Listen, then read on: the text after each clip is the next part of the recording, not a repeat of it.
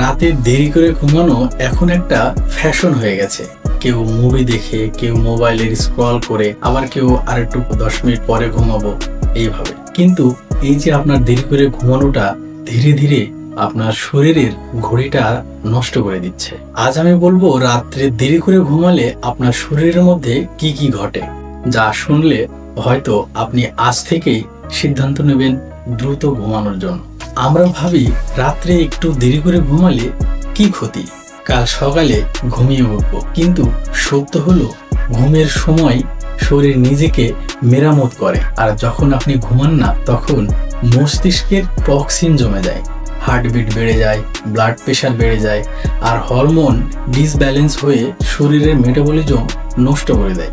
এর ফল সকালে ক্লান্তি, চোখে কালো দাগ, ইরিটেবিলিটি, মেন্টাল স্ট্রেস, আর দীর্ঘমেয়াদে ডায়াবেটিক্স, ওবেসিটি, মেমোরি লস পর্যন্ত হতে পারে। আপনি জানেন কি, রাত 10টা থেকে 2টা পর্যন্ত শরীর নিজেকে রিপেয়ার করে।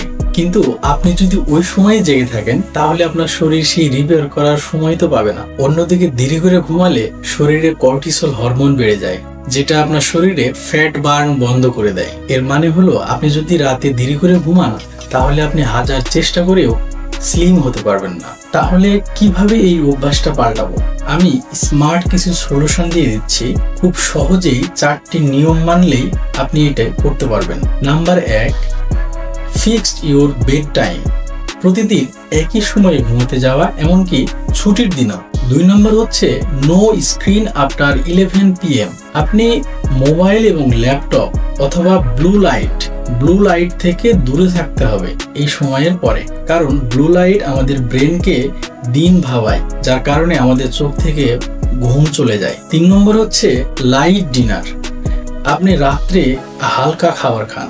আপনি যখন রাত্রে ভারী খাবার খাবেন তখন আপনার ঘুমাতে দেরি হবে। 4 নম্বর হচ্ছে কাম মাইন্ড। ঘুমানোর আগে 5 মিনিট ডিপ ব্রিথিং, বা আপনি চাইলে দোয়া পড়তে পারেন, বিভিন্ন জিকির আজগার করতে পারেন, যেগুলো আপনার মস্তিষ্ককে রিল্যাক্স দিবে। একটা কথা মনে রাখবেন, ঘুম কিন্তু লাক্সারি না, এটা শরীরের সবচাইতে গুরুত্বপূর্ণ হিলিং সেশন। সময় মতো ঘুমানো মানে নিজেকে নতুন জীবন দেওয়া।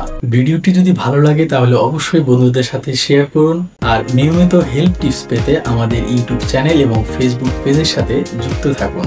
দেখা হবে পরবর্তী কোনো ভিডিওতে। সে পর্যন্ত সবাই ভালো থাকুন, সুস্থ থাকুন। আল্লাহ হাফেজ।